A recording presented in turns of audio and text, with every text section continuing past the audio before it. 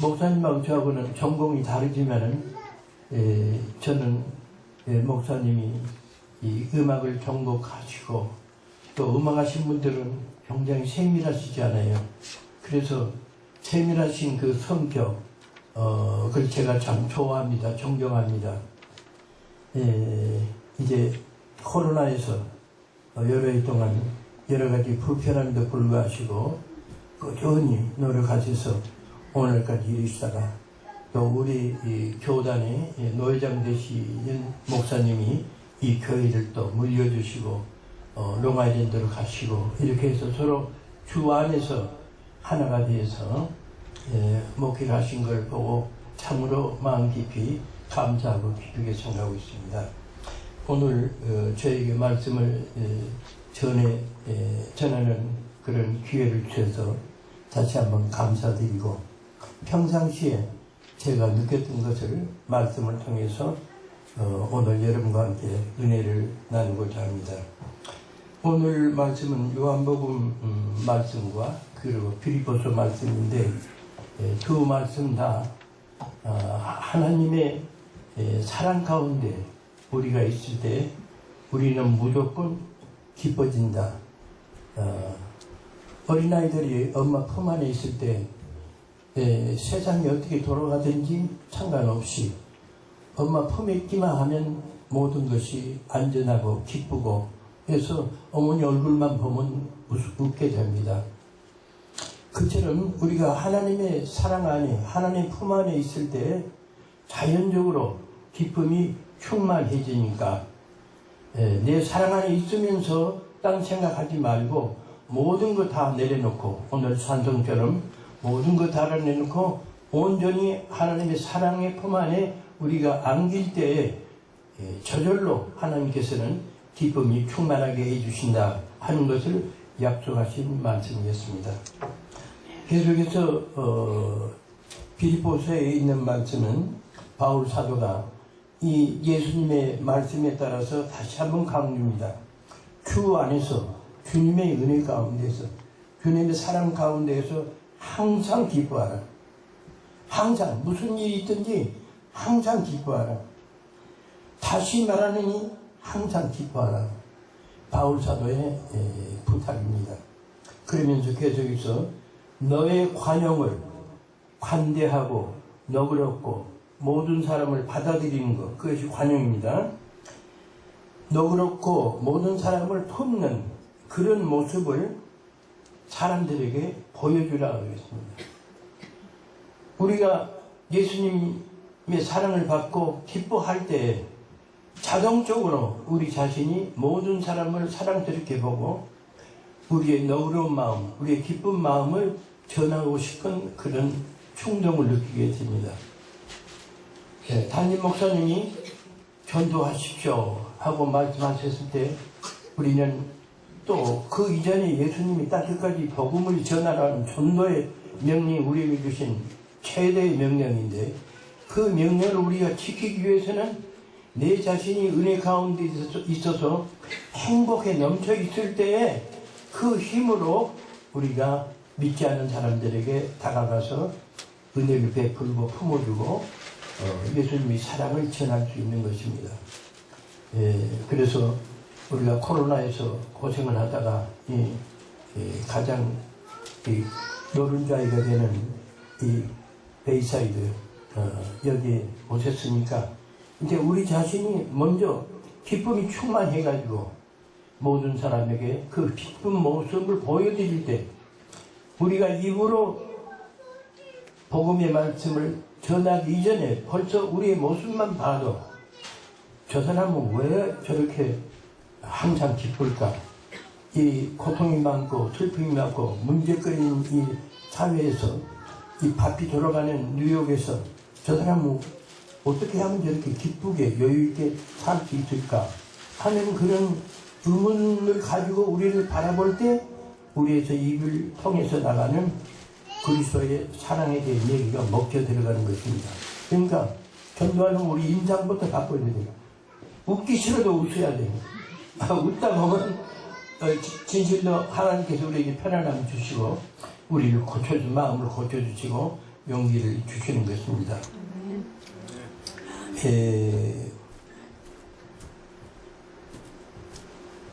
영돈에서, 영국에서 이런 속담이 있습니다. 하루를 기쁘게 지내려면 이발을 해라. 남자 같으면 머리를 감고, 여자분들 같으면 머리를 미용실 가서 머리 만지고 나오면 그날 하루는 기분이 좋습니다. 그러니까 하루를 즐기려면, 기쁘게 지내려면 이발을 해라. 미용실에 가라. 한 주간, 일주일을 기쁘게 지내려면 자동차를 사라. 자동차 사서 타면 일주일 동안은 기쁘지 않을 수가 없습니다. 새 차를 몰고 다니니까 날아갈 것 같죠. 그 다음에 한 달을 기쁘게 살려면 총각 같으면, 처녀 같으면 결혼을 해라. 결혼하면 한 달 동안은 아무리 어려운 일이 생겨도 한 달 동안은 기쁘게 살 수가 있습니다. 서로 믿고 사랑하는 가운데. 그 다음에 한 해를, 1년을 기쁘게 살려면 어떻게 해야 되느냐. 어떻게 하면 좋겠어요? 새 집을 지어라 하겠습니다. 새 집에 들어가면은 적어도 1년 동안은 자기 마음에 맞게 가꾸고, 그래서 편안하게 살 수가 있지 않습니까?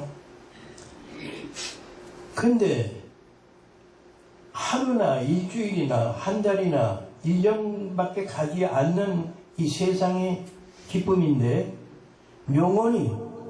영원히 우리가 하늘나라에 살 때까지 기쁨 속에 살려면 어떻게 해야 되느냐. 오늘 말씀이 뭐라고 했죠? 누구 안에 거하라? 예수님의 사랑 안에 거하라. 예. 예수님의 사랑 안에 있을 때 우리는 언제든지 어느 순간이든지 영원히 기쁠 수가 있다는 그런 오늘 말씀입니다. 하나님께서 우리를 지으셔서 우리는 하나님의 자녀입니다. 그러니까 하나님 품 안에 있을 때는 우리는 이 세상 모든 것을 창조하실 때 우리 사람에게 필요한 것을 다 만들어 주시고, 아름다운 것, 그리고 또 영적으로는 진리의 말씀을, 그리고 하나님이 그리스도를 믿든지 안 믿든지, 무슬림이든지 불교든지 힌두교든지 다 하나님의 자녀입니다. 그 모든 이 땅 위에 있는 사람들을 다 기쁘게 살 수 있도록 만드는데, 그들은 진실로 창조주 하나님에 대한 지식이 없기 때문에 기쁨을 누리지 못하니까, 우리 크리스천들은 그 사람에게도 우리가 누릴 수 있는 기쁨을 똑같이 누릴 수 있게끔 해주는 것이 바로 전도의 핵심입니다. 누가 우리를 만드시고, 누가 우리를 돌보시고, 이 세상의 역사가 어떤 방향으로 가느냐 하는 것을 알려주는 것이 그거의 전도의 전. 우리가 예수 그리스도의 십자가의 보혈을 먼저 얘기하면 감이 안 잡혀요. 안 믿는 사람들은. 그러나 하나님이 나를 만들어줬고, 하나님이 내 지금 호흡을 주관하시고, 내 피를 깨끗하게 해주시고, 우리의 자자손손 복을 주시는 그 창조주 하나님이 계신다. 이 말을 하면 그걸 부인할 수가 없어. 몰랐다 할지라도 그 말을 이해할 수가 있어요. 그래서 나는 전도할 때 창조론, 하나님이 이 세상 모든 것, 우리를 하나님의 형상으로 만드셨다. 우리는 하나님의 자녀들이다. 이걸 전하는 거가 전도의 1단계. 그 다음에 아담과 하와가 지은 죄로 인해서, 그 원죄로 인해서 우리는 죄를 가지고 엄마 아빠에게서 태어났다. 그 문제를 해결하고, 우리가 철들어서부터 지은 모든 죄를 용서받아야 하나님과의 관계를 회복할 수 있는데, 그 관계를 회복할 수 있는 방법이 뭐냐? 유일한 길은 예수 그리스도의 십자가의 보혈이다. 이렇게 단계적으로 알아들을 수 있게 전도하는 훈련을 우리 자신들이 받아야 되고 또 실천해야 될 것입니다. 우리가 전도하려면 전도하기 이전에 상대편에게 우리의 인품, 우리의 마음, 우리의 생각, 이것이 전달해 줄 수 있는 통로를 만들고 전도의 말을 해야 되는데, 벌써 인상이 굽고, 얼굴 보니까 좀 험하게 생기고, 사랑도, 인정도 아무것도 없는 사람 같은데, 입으로만, 자기를 과시하기 위해서, 자기만이, 진정한 그리스도인 것처럼 그런 교만한 생각을 가지고 접근해서 얘기하면 벌써 거부감이 일어나서 무슨 얘기를 해도 귀에 안 들어갑니다. 그러니까 우리 표정부터 바꿔줘야 돼요. 이런 예화가 있습니다. 어느 나이든 공무원이 이제 직장에 가려면 기차로 통구 내려서 기차로. 그러니까 좀 옛날 얘기인데 그때는 기차는 탈 때마다 표를 사야 돼요. 그러니까 매표원에게 가서 돈 주면 이제 표를 주고 그걸 가지고 이제 통과하지 않습니까? 근데 그 표를 파는 그 직원이 여자분이었었는데 표를 살 때마다 명랑한 얼굴로 기쁜 얼굴로 대해주며 웃으면서 친절하게 이렇게 주면서 오늘 하루 잘 지내십시오. 이렇게 꼭 인사를 하는 거예요. 매일 똑같이. 그래서 고맙게 생각하고 이상하게 생각했었는데 어느 날 길 가다가 그분이 앞에서 오는 걸 본 거예요. 깜짝 놀래가지고 웬일인가 싶어 가서 인사를 하고 어떻게 여기를 오시게 됐습니까? 이렇게 하면서 그 사람 모습을 보니까 손에 빨간 성경책을 가지고 있더래요. 그래서 자기도 모르게 그 여직원이 가지고 있던 그 같은 성경책을 샀습니다. 샀으니까 집에 가서 읽어봐야 되죠. 읽기 시작하자마자 감동을 받아가지고 계속 성경을 읽는 거예요. 그러다가 결국은 교회 가고 교회에서 나중에는 중직까지 마쳐서 훌륭한 크리스찬이 됐다는 얘기가 있습니다. 그러니까 기차역의 여직원은 한 말씀도 복음에 대해서 얘기 안 했습니다. 그러나 자기의 표정과 가지고 있던 그 성경책을 소개도 안 했는데 전도가 된 거예요. 그러니까 우리가 전도하는 방법을 꼭 제자 훈련 받아가지고 복잡하게 성경 말씀 외우고 그렇게 안 해도 된다는 얘기죠.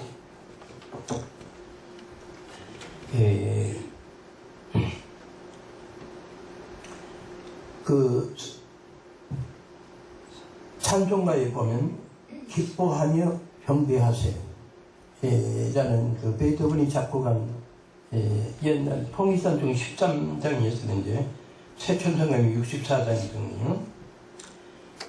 가사를 읽어보면 기뻐하며 경배하세 영광의 주 하나님 주 앞에서 우리 마음 피어나는 꽃 같아 죄와 슬픔 사라지고 의심 구름 거치니 변함없는 기쁨의 주 밝은 빛을 주시네. 제가 왜 이 찬송 얘기를 하냐면 이 작곡가가 베토벤입니다. 베토벤은 독일의 음악 성인이라고 불리는데 세계에서 여러 나라에서 유명한 작곡가가 많이 있지만은 이 베토벤이 이 작곡한 이 교향곡이 오케스트라 곡이 심포니가 많이 우리가 젊었을 때 학생 때는 이분 심포니를 꼭 들어야만 지식이 있다, 수준급이 있다 그렇게 인정을 받았으니까 이분이 심포니 교향곡을 9개 썼는데 제일 마지막 제9 교향곡의 제일 마지막 장에 합창이 납니다. 코러스.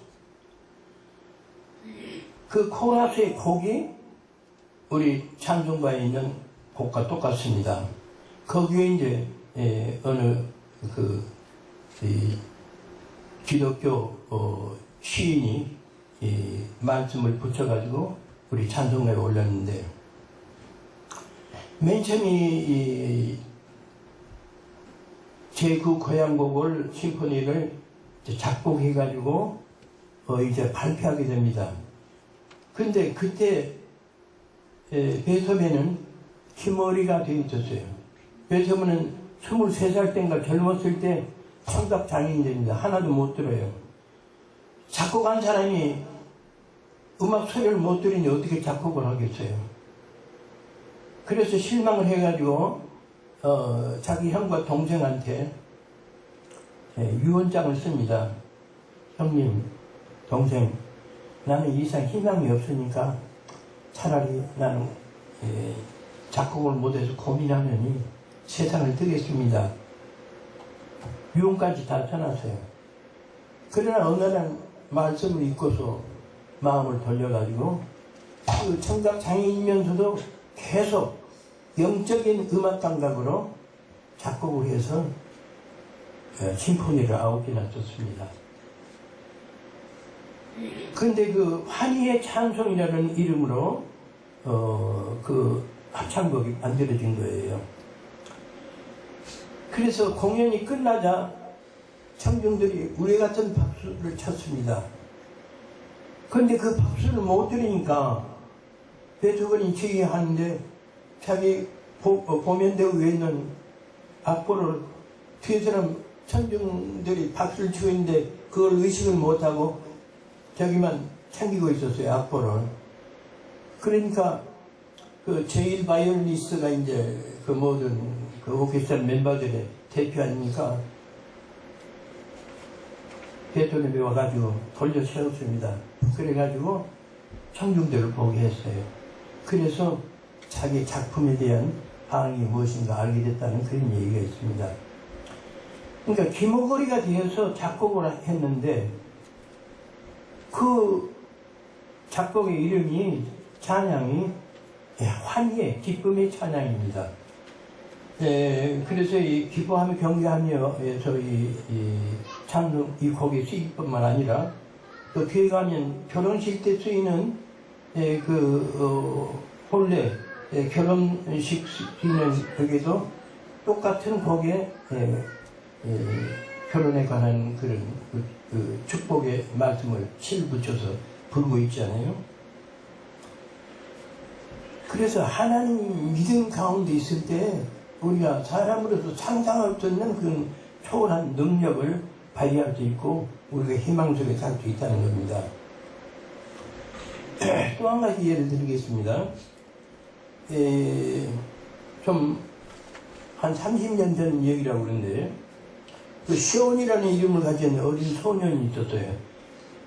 근데 이 꼬마가 어렸음에도 불구하고 뇌암이 걸려가지고 머리에 이제 암이 퍼져가지고 병원에서 아무리 치료를 받아도 점점 나빠져가지고 이제 호흡까지 곤란해지니까 이제 호흡기를 이렇게 산소 호흡기를 달지 않습니까? 근데 도저히 가망이 없으니까 이제 부모님들이 의사하고 상의를 해서 그 호흡기를 띄워서 자연차할 수 있는 시간을 기다리게 됐어요. 근데 아버지가 너무나도 아까운 거예요. 자식을 그대로 보내기가. 근데 그 시온이라는 이 자기 아들이 평상시에 야구를 좋아해가지고 텔레비에서 늘 야구를 보는데 가장 좋아하는 야구 선수가 홈런 왕 있었는데 그 홈런 왕의 이름이 스테이트 풀턴이라는 사람, 스테이트 풀턴. 이 스테이트 풀턴 사람을 생각이 났어요, 아버지가. 그래서 얘가 숨지기 전에 스테이트 풀턴이 한번 와가지고 이 마지막을 좀 보게 했으면 좋겠다. 우리 아들이 그 홈런 왕을 한번 보여주면 어떨까. 그래서 연락을 해가지고 결국은 병원에 와서 아들 보겠다는 허락을 받습니다. 그러니까 홈으로 와니까 얼마나 유명하고 일이 많아요. 그런데도 그 아버지의 청을 거절하지 않고 병원에 와서 그 꼬마 손을 잡고 내가 그 홈런 왕이다. 내가 내일 네가 볼 수 있게 호우라는 칠 테니까 잘 보고 있어. 이렇게 얘기합니다. 그러니까 예정된 경기 시간에 애를 정신 차리게 해가지고 호우라는 치는 이 광경을 볼 수 있게 만들어줍니다. 그래서 그 광경을 본 아이가 차츰차츰 경과가 좋아집니다. 숨이 끊어지려고 했던 아이가 그 후로 회복이 되는 거예요. 조금씩. 그래서 5개월 후에 이제 검진을 하게 됐는데 의사가 안이 깨끗하게 없어졌습니다. 이런 진단이 나왔어요. 그러니까 기쁨이 결국 생명을 건져준 거예요.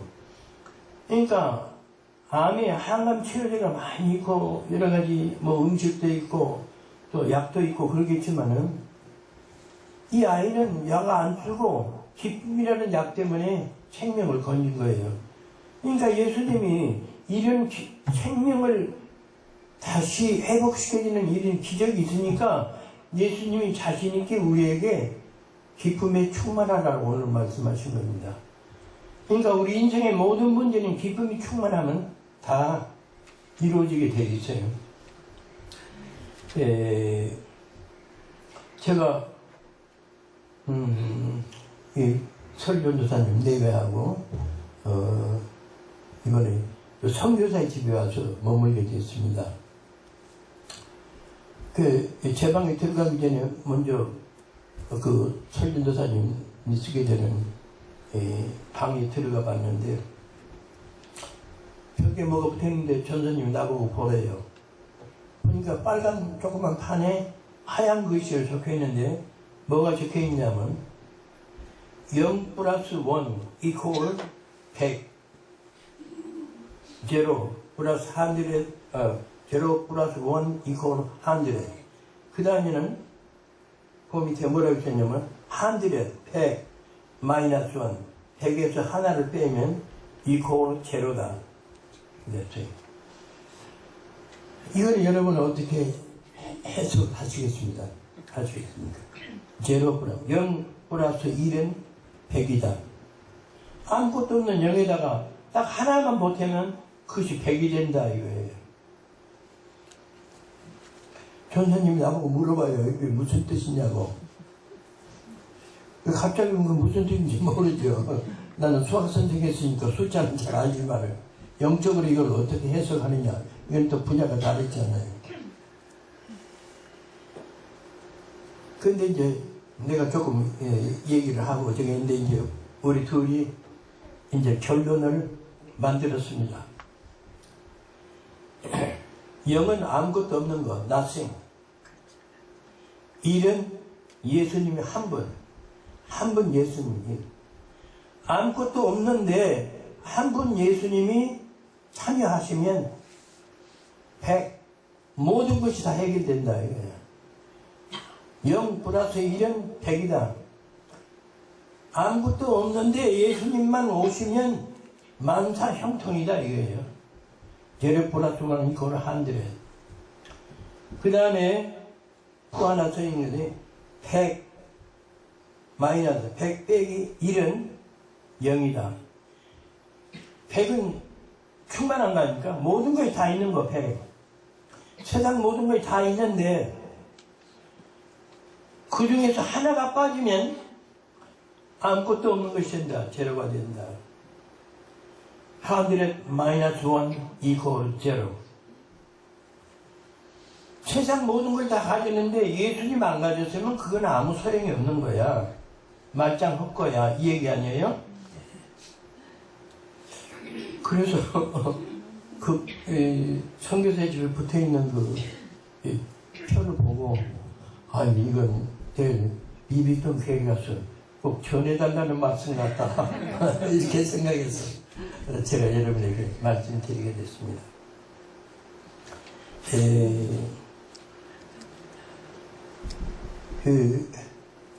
오늘 말씀 예수님께서 하나님의 사랑 안에 있으면 기쁨이 온다. 모든 문제가 해결되니 기뻐해라.